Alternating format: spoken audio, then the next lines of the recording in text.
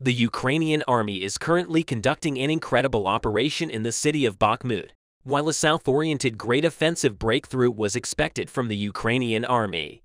The Ukrainian special forces started counterattacks in Bakhmut and the surrounding areas.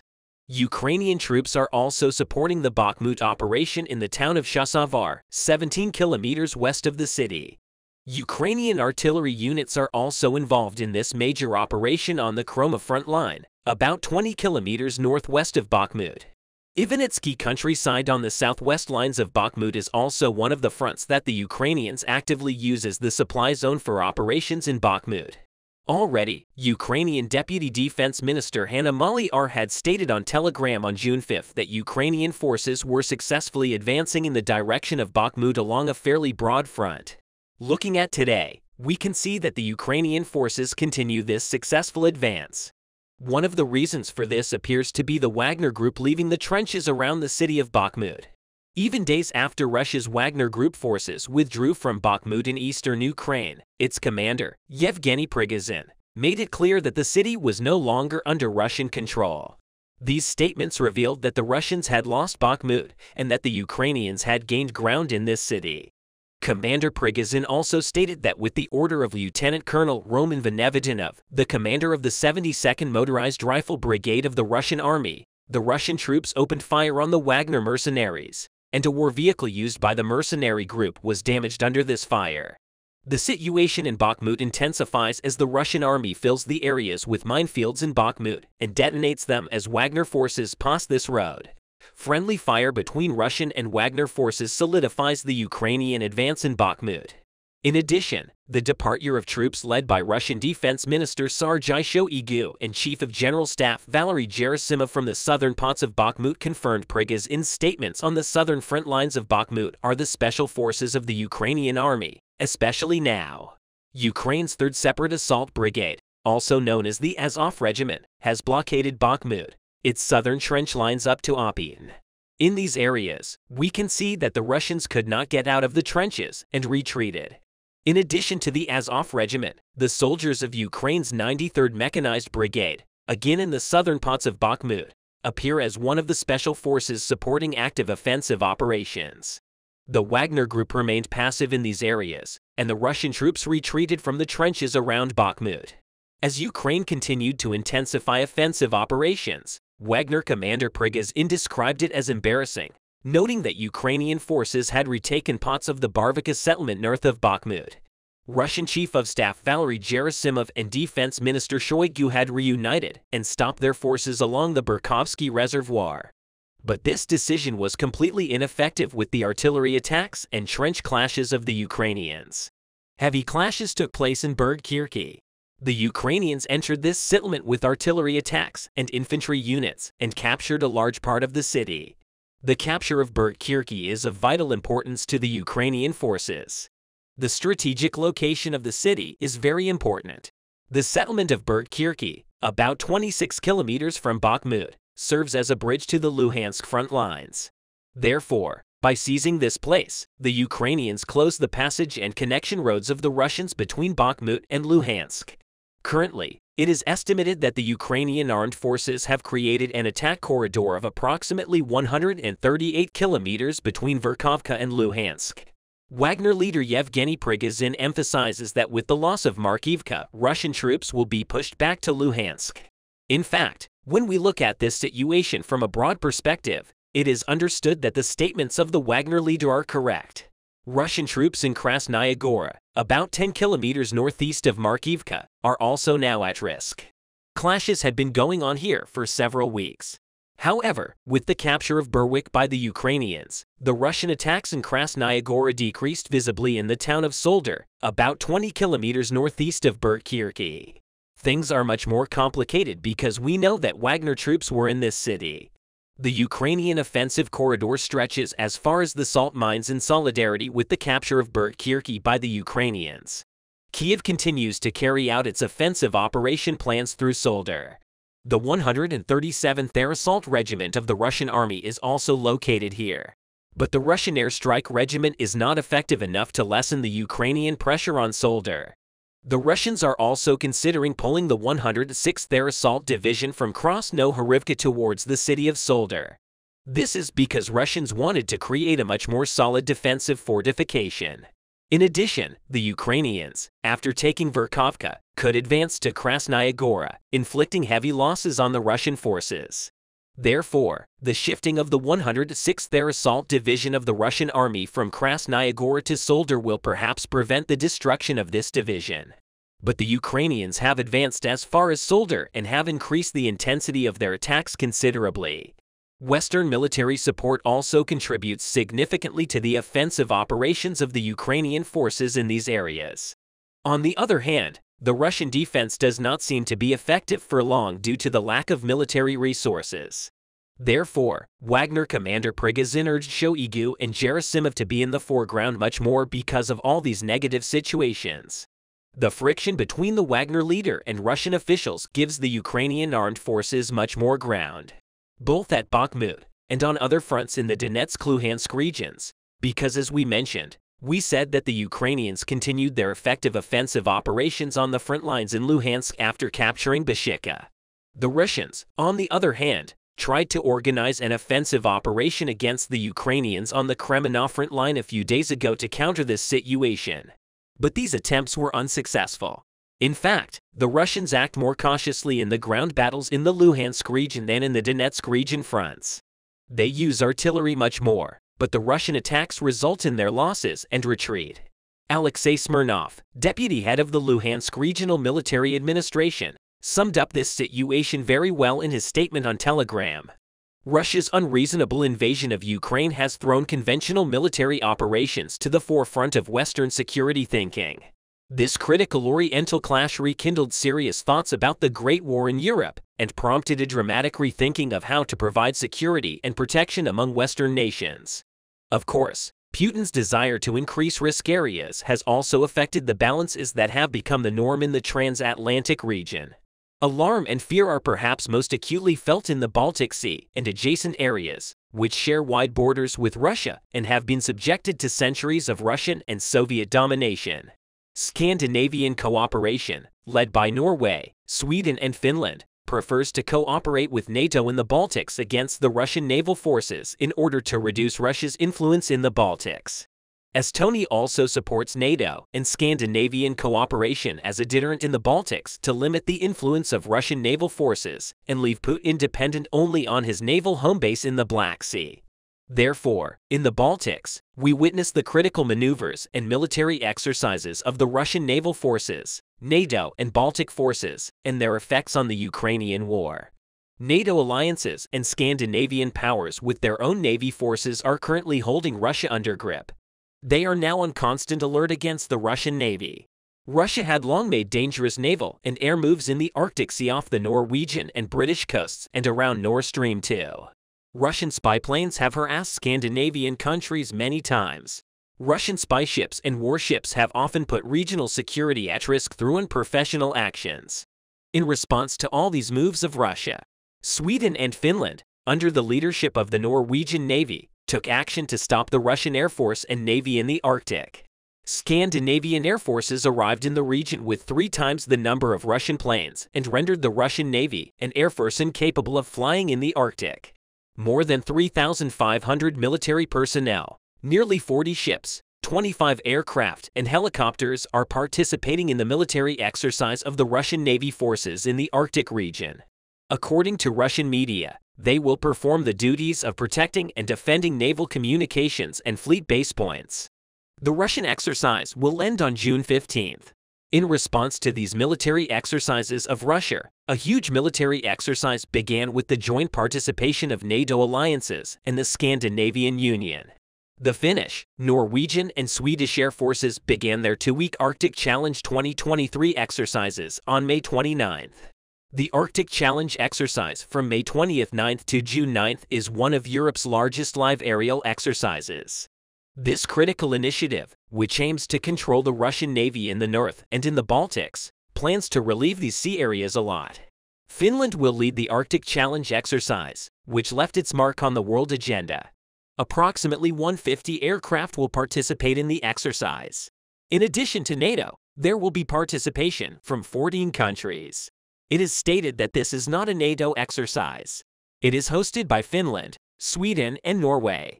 Apart from the host countries, the Netherlands, Belgium, United Kingdom, Italy, Canada, France, Germany, Switzerland, Denmark, the Czech Republic, USA, and NATO participants will participate in the exercise with AWACS aircraft. It has been calculated that there are approximately 2,700 personnel among these participating countries. Norway will participate in the exercise with the F-35 Lightning II and NASAMS III. The exercise will be conducted from 4 bases in total. These centers include Åland in Norway and Sweden, and Rovaniemi and Pirkal in Finland.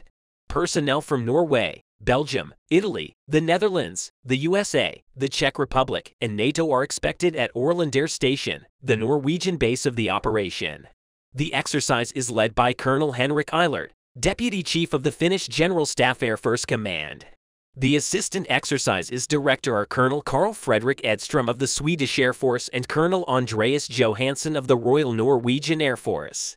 Exercise Arctic Challenge, in its current form, is now well established as a Scandinavian exercise concept that provides participating units the opportunity to develop cooperation between 4th and 5th generation fighters and advanced BAD systems. The training area is large enough to handle the training of tactically demanding areas with a large number of aircraft.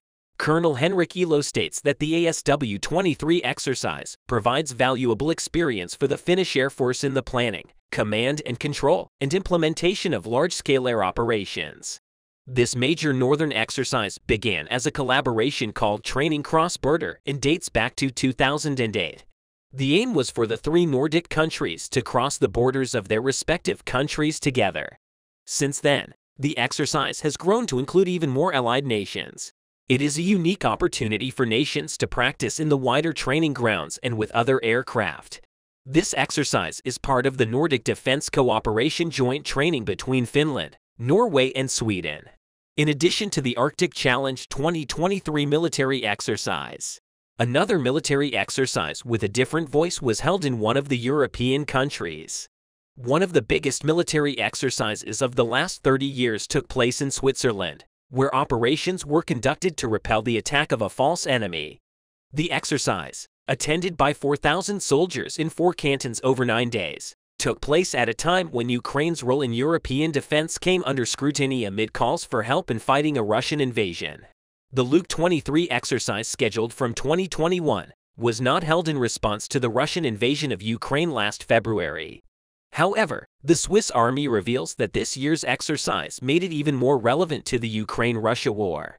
In addition to Switzerland, voices against the Moscow regime's plan to invade Ukraine continue to rise in Moldova, which is in a critical location for the war between Ukraine and Russia. Accompanied by these opposing voices, the first joint air defense exercises with NATO countries were held in Moldova. The 8-day exercise, which includes preparations and security for a major European summit, has recently ended. The Bastion area in 2023 exercises are exercises in which military personnel from Moldova, France, the United Kingdom, Romania, and the United States carry out the necessary security measures for the summit of the European political community. Certain phases of these exercises were held in Moldova on the 1st and 2nd of June. During the exercises, naval security agencies and military personnel trained to provide the necessary level of security. During this event, 47 presidents and heads of government arrived in Moldova for the summit. Earlier, Moldovan President Mayas Andu claimed that the Russian Federation was preparing to stage a coup in Moldova. Moldovan officials also noted that the Russian Federation plans to attack government buildings and organize a change of power in the country. However, this latest military exercise in Moldova proved once again that Russia is alone in the Ukraine war against powers such as Europe, the USA, and NATO. In summary, almost all the countries of the world are somehow against Russia's invasion of Ukraine and threatening the world order. They are either trying to show this with a military exercise or with their support to Ukraine. Russian President Vladimir Putin wants to reverse the tide of NATO expansion and dominate the sphere of influence similar to that of the defunct Soviet Union. To this end, Putin seeks to destabilize the states in the transatlantic alliance and break up the two organizations that provide the greatest challenge to Russia's influence, namely the European Union and the North Atlantic Treaty Organization. While the Russian leader continues to move his navy in the Baltic and cool waters for this dangerous purpose, of course, the Scandinavian powers Sweden, Norway, and Finland and the NATO contingent continue to stand against Putin's goals. Vladimir Putin's patience has run out. Putin, who is losing the war, has issued a warrant for the arrest of 13,000 Russian soldiers fighting on Ukrainian soil. The Russian National Guard, known as Rosgvardia, has been sent to Ukrainian territory to arrest Russian soldiers. While the whole world is waiting for the war between Russia and Ukraine to end, the intensity of the war is increasing day by day. The Russian army of the first months of the war no longer exists. When Vladimir Putin started to lose control of the Russian army, he started to impose very harsh rules. Russian soldiers who have recently attempted to revolt within the headquarters due to the confusion within the army have started to be arrested by Putin's order. With 3 more rebellions in the last 2 weeks, tens of thousands of Russian National Guardsmen were sent to Ukrainian territory to ensure control within the army. Nearly 13,000 Russian soldiers are expected to be arrested in Ukraine and brought to Russia. Before getting into the details of the news, let's briefly talk about 2 important events that led Putin to take this decision. In the past weeks, there has been a major uproar at the Russian headquarters in the city of Soledar, which is currently under the control of the Russian army. Chechen soldiers and Russian soldiers living together in the Russian headquarters here clashed and caused a major crisis in the headquarters. According to the allegations, Chechen soldiers were given a very small share of the supplies coming to the headquarters, while most of them were given to Russian soldiers. Upon this, the Chechen commander in the headquarters met with the Russian unit commander to raise this issue. However, this meeting soon turned into a verbal argument when the Russian commander punched the Chechen commander. There was a big brawl between Chechen soldiers and Russian soldiers inside the headquarters. As a result of this chaos, the Chechen soldiers stationed in the headquarters were transferred to a different headquarters, and the incident was resolved. However, only 4 days after this incident, there was another disturbance at the Russian headquarters in Belgorod, Russia. This rebellion at the Russian headquarters in Belgorod was the last point that broke Putin's patience. Putin has ordered the arrest of 13,000 Russian soldiers who attempted to mutiny in Belgorod and on Ukrainian territory. Thus, Valery Gerasimov, the chief of the Russian General Staff, sent thousands of Russian National Guard soldiers to Belgorod and the Ukrainian territory. Some of the soldiers that Vladimir Putin included in the army with the decision of partial mobilization are still being held at the Russian headquarters in Belgorod. Russian General Valery Gerasimov said in a statement he made in recent weeks that these soldiers will soon be sent to Ukrainian territory. 2 weeks after Gerasimov's statement, it was decided to send the soldiers stationed at the Russian headquarters in Belgorod to Ukrainian territory. However, the Russian soldiers there did not want to die for Vladimir Putin on Ukrainian soil. Therefore, they refused to go to Ukraine and started protesting inside the headquarters. Hundreds of Russian soldiers took off their military uniforms and started making anti-Putin rhetoric inside the headquarters. As a result of the protests that lasted for days, Russian leader Vladimir Putin took the decision to arrest soldiers who were indisciplined in the army or refused to fight. Immediately after this decision, Rosgvardia soldiers were sent to the Russian headquarters in Belgorod and ordered to arrest the rebel soldiers there. More than 700 Russian soldiers at the headquarters were arrested by soldiers of the Russian National Guard. But the arrested soldiers were not limited to these. Thousands of Rosgvardia soldiers were sent to Russian headquarters on Ukrainian territory on Putin's orders for inspection. The Russian National Guard has the authority to arrest any soldier who creates problems within the army. In just 2 days, nearly 13,000 Russian soldiers were detained. More than 1,500 soldiers have been arrested. These arrested soldiers are brought back to the borders of Russia, where they are put on trial. These soldiers are expected to be tried with a prison sentence between 5 and 10 years. Well, I'll do my report, and has lost a lot of power trying to prevent disturbance within the Russian army in the first months of the war. The Russian army was advancing very quickly on Ukrainian territory. But when we look at it now, there is no trace of the former strength of the Russian army. The war has now turned in favor of Ukraine. The Russian army is only trying to protect the territories it occupied in Ukraine.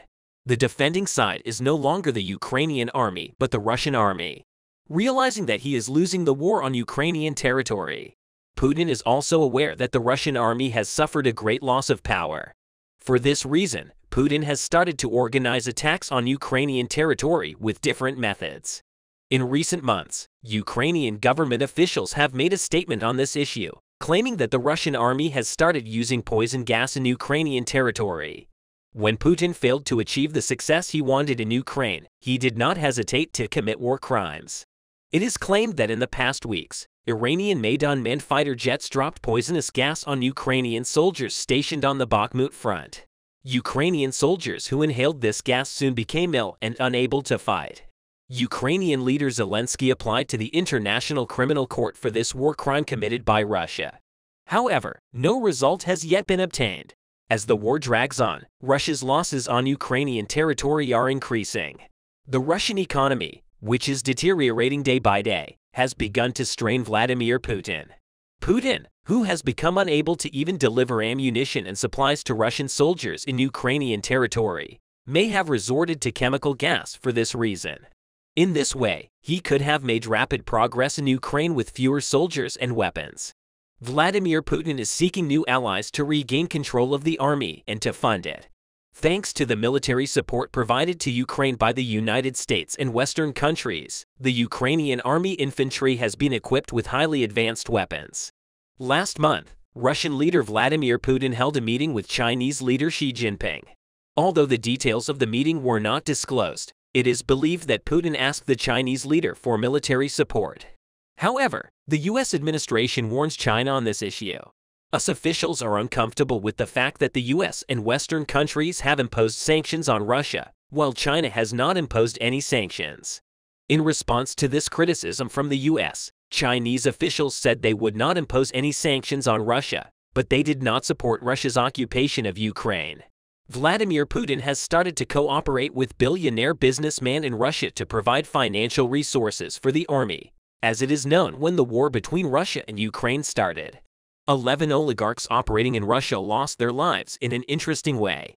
The fact that these oligarchs were rich in oil and natural gas and held important positions in energy companies attracted great attention. Many expert researchers believe that Vladimir Putin is behind these deaths. Russian leader Putin seems to have wanted to personally manage the energy resources in Russia during the war because Vladimir Putin often threatens Western countries to cut off the flow of energy. If these oligarchs were alive, Putin could not have made these decisions on his own. Now many oligarchs are operating in Russia, are being asked to provide financial support to the Russian army. Putin seems to be forcing Russian billionaires to support the army. However, the prolongation of the war has also exhausted the patience of Russian oligarchs. Russian oligarchs who made statements in the past days decided to cut their support for the Russian army, stating that they had incurred billions of dollars in losses and that they would go bankrupt if they continued like this. After this statement, many business people who support the army cut their support from the army, leaving Putin alone. This was another reason why the ammunition and weapons sent to the Russian army have been disrupted recently. It seems that Putin no longer has the economy to produce new weapons.